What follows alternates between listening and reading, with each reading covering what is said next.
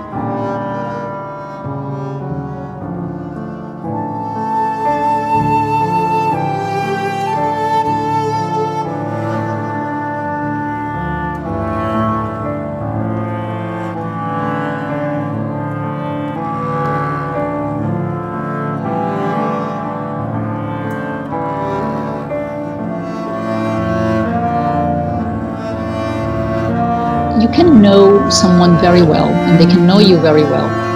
But if something that has never happened to you or to that person ever, not even close mentally or emotionally, or doesn't matter what it is, how do you know how each of you are going to behave?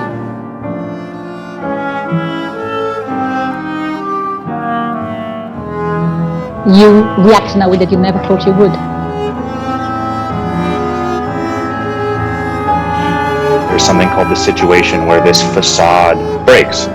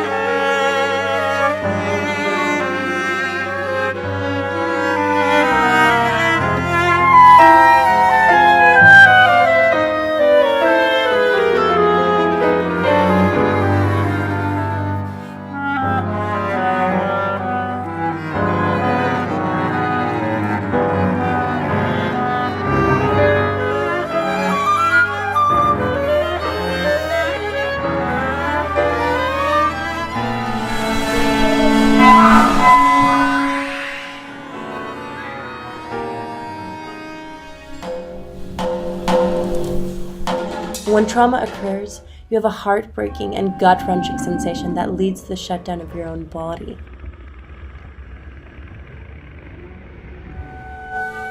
The dirt patterns on the floor form a symbolic grave.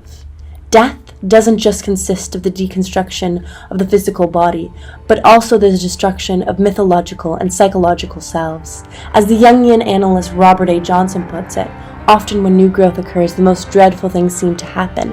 There's a sort of inner chaotic evolutionary warfare. And this warfare is rooted in the old part of our brain, which is desperately trying to survive. One must symbolically let this part of ourselves die so that we can live in new ways.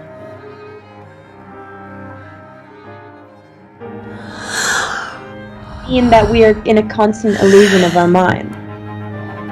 People's memories are porous. You can have an experience, but that experience sort of extends backwards and forwards, and that events future in your life will actually kind of affect the experience that you had in the past.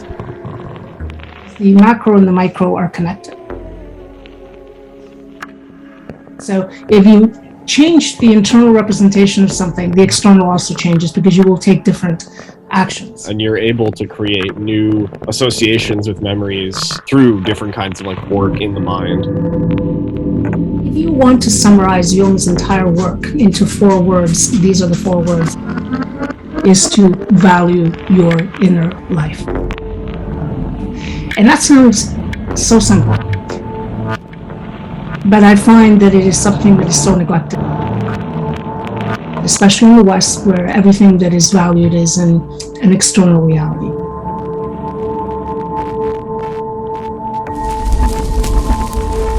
As far as we're concerned, especially in the Western world, we could all just be a bunch of floating heads and no one would notice a difference. That sort of bodily integration.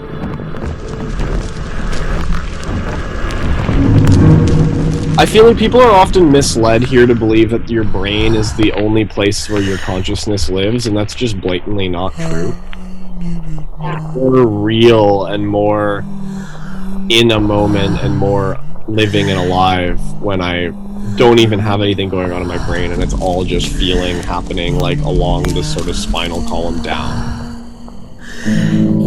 Placing a higher value on thoughts rather than feelings results in a corticocentric orientation in which there's this top-down bias emphasizing mental processes. And it minimizes the bottom-up feeling emanating from our bodies. Trauma specialist Bezel van der Kolk explains that our sense of aliveness is based on our body's sensations.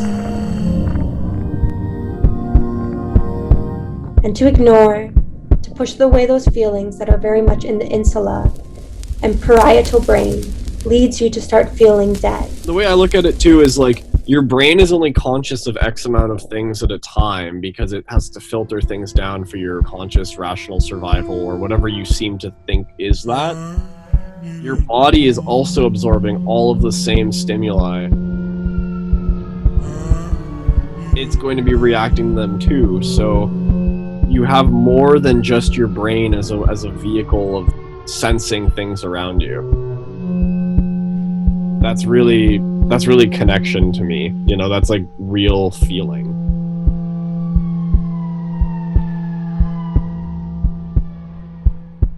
But simultaneously, while I do agree, there has been an overemphasis on the top-down bias, rational mind over the feeling and embodied sensations, I would also like to really look into the balance of it.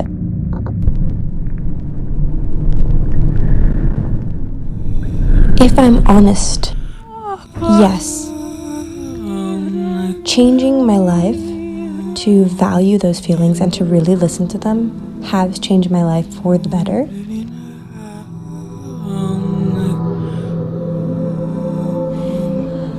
But when I feel fully alive, it's always in the midst of the two. It's never one or the other. So I also don't mean to demonize the other side. It's rather to encourage an equilibrium. And the way we do it, by the way, is to value your inner life. What does that mean? It means value your dreams. A lot of people kind of discard them as the detritus of the day that happened before. Value your imagination. That's not fantasy. Right? Fantasy is where you direct in your mind, you're telling yourself a story about how you're a big star or whatever. That's fantasy. But the imagination is something I think artists work a lot with. They're images that come unfiltered. They seem to arise from God knows where, and they come into consciousness, and the way you work with it is by allowing the images to speak, not directing them, let them tell you what they want.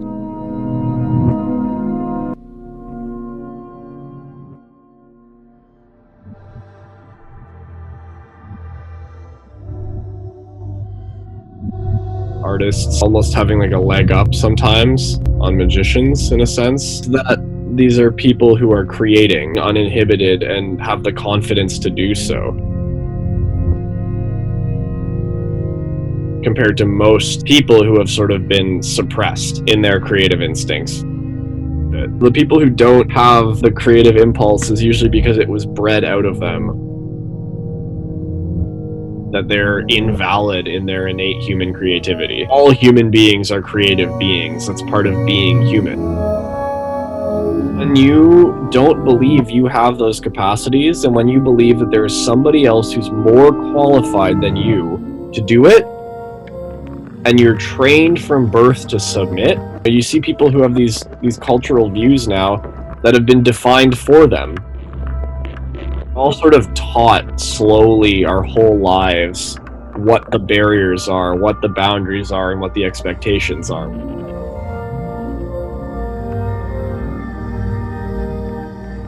By working with the inner images, what I found has happened is the individual changes. And one of the ways they change, which is why I value his work so much, is that they encounter the images that are related to their complexes. What is a complex? It's a charged feeling reaction you have when something inside of you is triggered. Maybe because of your past history. We all have past histories. We have emotional distress in our past. And whenever something comes up that resembles it, boom, it activates it. But what I think Jung, and especially a writer, James Hollis, what he says is, look, you have to act as if you're responsible for everything. We cannot take on the guilt of somebody else. We have to look at our own world and say, where am I projecting whatever it is I'm projecting? Now, this might seem like a small thing, but think about it this way. If you unearth your projections, you will stop burdening the world with these same things, right?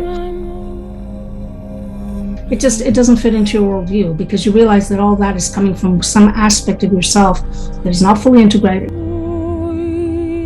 Because in some way, it is rejected by you, by the conscious mind.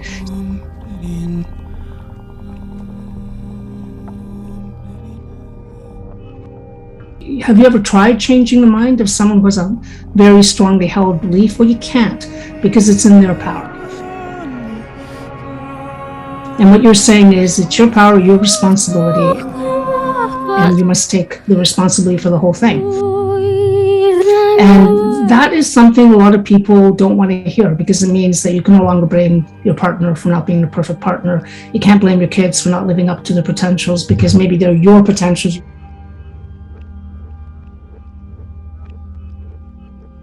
So it always takes it back to the individual. Self is socially constructed, so it's always changing. Using it as your vehicle to operate as opposed to really identifying with it, right? If you really identify too hard with it, you're going to be in for a lot of hard times. When you do these sort of practices of visualizations and creative thinking practices, it does have a neurological effect on you as well, and it opens up other aspects of your life. My brain wasn't so compartmentalized. Things stopped becoming separate from each other and all became part of the same continuum.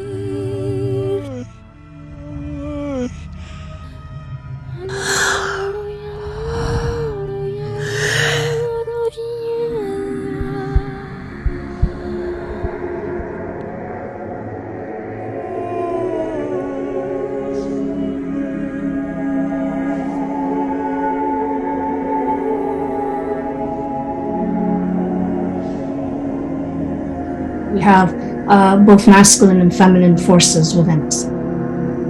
People get very upset when you talk about men, women. We're not talking about men or women. Yin yang, that's probably less loaded. I had this dream. I had this note in my hand, and every time I looked at them, The active principle, the receptive principle. said, let yourself. Here's a more loaded one, chaos and order.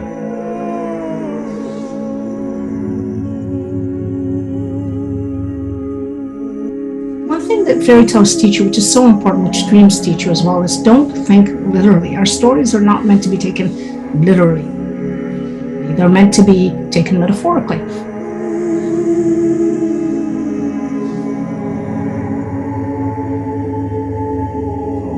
And the fairy tales are often telling you what is devalued in the general collective.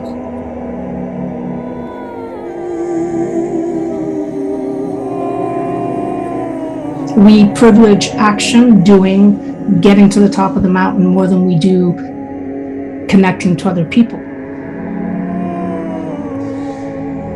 And this is where I think a lot of the stress that we see right now, depression, is showing up. If you're not connected, there is something not functioning. And that is what it's trying to remind you. And that's why your own dreams are the guides that tell you, yes, this is where you need to look.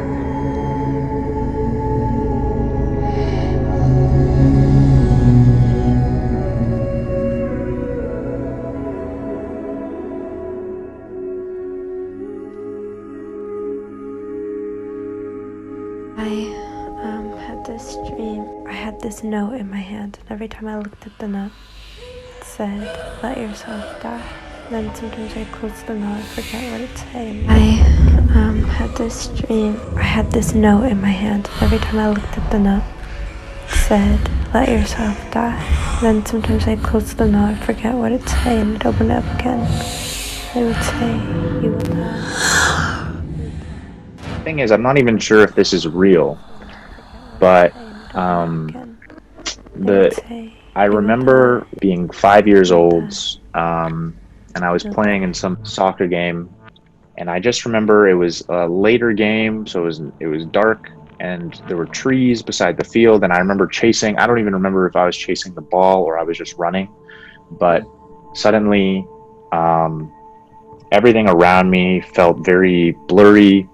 The trees sort of melded together, and I felt like I was running at light speed, and I felt like I could run forever and not get tired. And it was this fleeting moment where I just felt like a pure awareness with everything around me.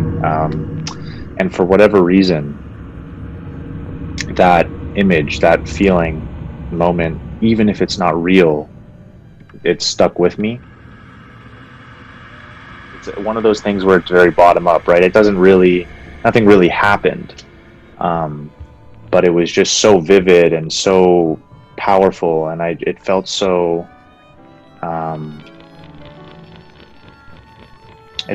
real, which I get doesn't make a lot of sense since everything you're experiencing is real, but like an altered state of consciousness where you're kind of hanging above yourself and aware of everything at once.